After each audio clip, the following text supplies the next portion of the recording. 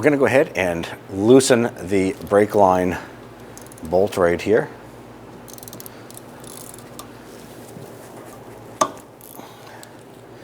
And you see a little bit of brake fluid coming out. We're just going to go ahead and snug that up just a little bit, just enough to stop that from leaking. And we'll just wipe that. Next, what we're going to do is remove this e-brake cable. Do so by using a flathead screwdriver. Twist this clip off like so. I'm going to go ahead and grab this with some pliers and just work that off. Next, what we're going to do is grab the bracket for the e-brake cable. Make sure that's flexible. Flex that down, and I'm going to go ahead and pull this off. Let that relax. And we're going to work this cable out.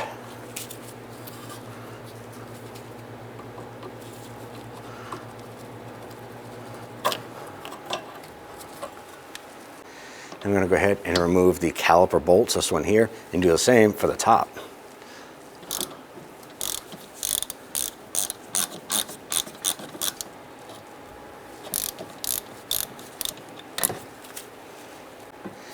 Once you get those two bolts out, go ahead and use your hook and hang that caliper just to take that pressure off of the brake line hose. Now we're going to go ahead and pull the brake pads out. Grab the pads and set those aside. Now go ahead and remove the brake caliper bracket bolt here and do the same for the one below it.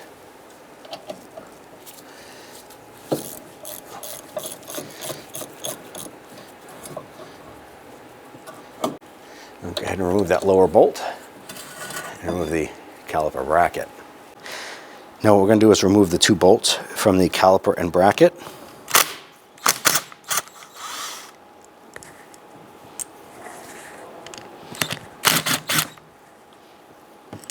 I want to go ahead and take a look at these slide pins.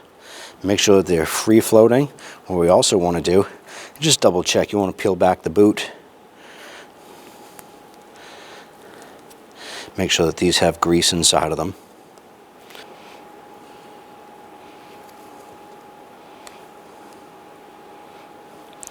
And you can see there's very minimal amount of grease on that. We're going to add a little bit more to that. Don't want to do a whole lot because then you're going to hydrolock it with the grease, but we want to make sure that this is protected and slick. So we're going to put a little bit inside the boot. Just wipe that down.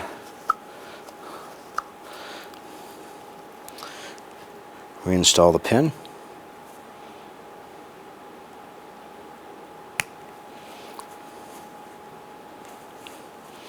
And do the same for the other side. As you can see, there's a minimal amount of grease as well on this one here. So just a light coating.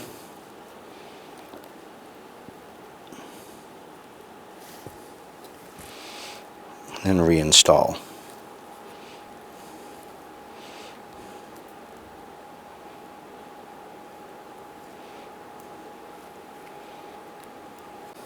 Before installation, we're just going to use a little dab of blue Loctite on these here.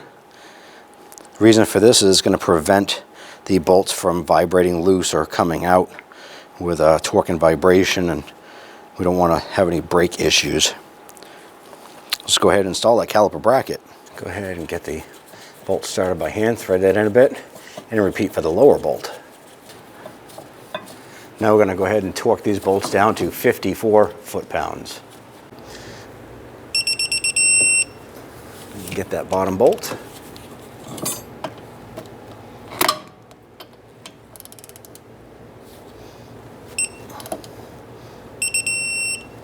We're going to add a tad bit of grease on each side here. I'm going to do the same on the bottom. Be careful not to get any on the rotor. And what we're going to do is install the brake pad slides right here.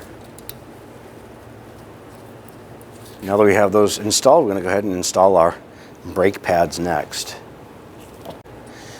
The inboard pad has the squeak tab on it, so you want to line that up.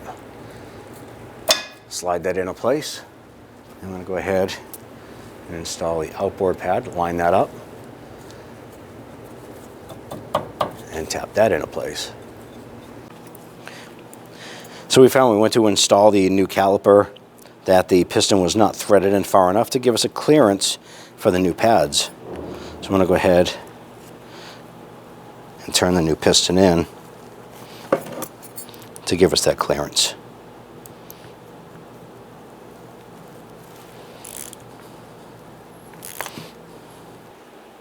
You want to make sure that the cross itself lines up straight up and down, because on the back of the brake pad there's a tab that fits into that notch, and if it's not straight up and down, the pad won't fit in there. So I'm just going to give this a little bit more of a twist. And that looks pretty good straight up and down here.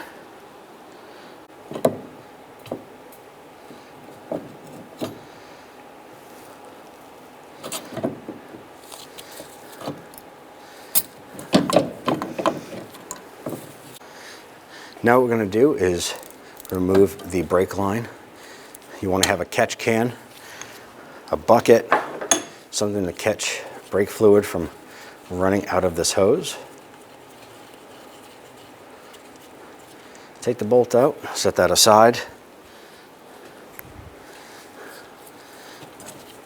Go ahead and pop the hose off. Go ahead and remove this.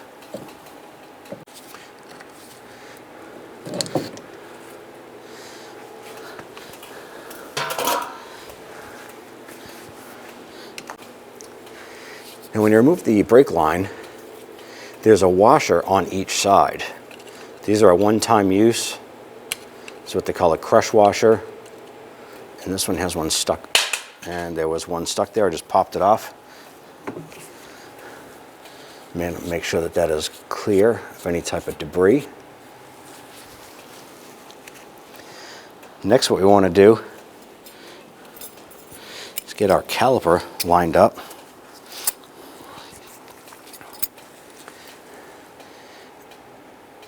And go ahead and fit that on with the brake pads.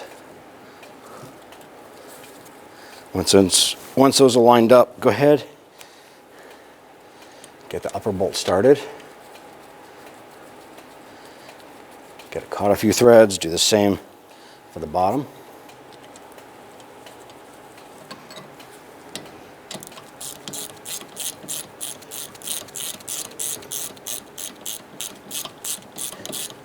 I'm going to snug up both upper and lower caliper bolts. So now I'll go ahead and I'm just going to use a flathead screwdriver, pop out the brake line cap, the protector.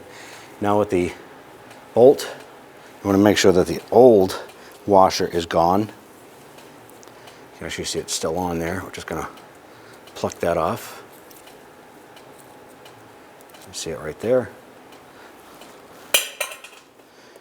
And we're going to replace it with a new washer. So one goes on the outside, it goes through. Washer goes on the other side. And then we'll bring that up. We're going to line that up. Thread that into the caliper. Thread it down as far as you can by hand. And then we'll snug that up. I'll go ahead and clean this. Use a little degreaser. Clean this up to get any residual brake fluid off. Now let's go ahead and install the e-brake cable. Let's go ahead and feed the cable up and in. Get our mount or our clip installed. Got to line that up. Just give it a couple taps here. And I'm going to go ahead and use a small hammer to go ahead and tap that into place. And that's locked in good. I'm going to grab our pliers, our e-brake unit, and put that cable back on like so. Make sure it's up and over that lip. Now we're going to go ahead and start our brake bleeding process. What we're going to do to start is just pry up on that little rubber boot right here. And this is your bleeder screw. I'm going to go ahead and loosen this. What we're going to do is try and release any air that's just sitting in the caliper, wait for the brake fluid to come through and start dripping out here. So underneath the hood, in front of the driver's side of the vehicle, is your brake master cylinder and fluid reservoir. So you want to go ahead and open this up, check for fluid. Pop that little cap in like so. And it does have some fluid in there, but we're going to add some to it.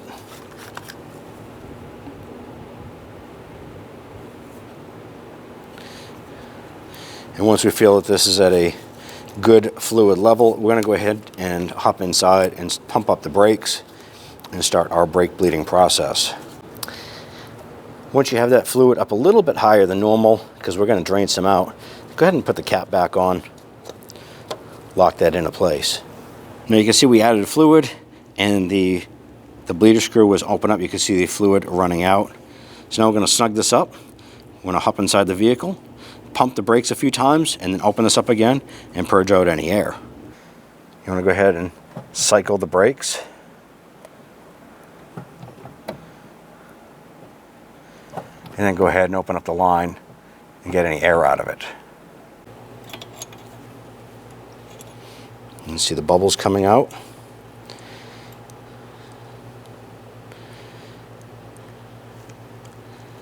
And wait till there's a solid stream of fluid running. Snug it back up and repeat.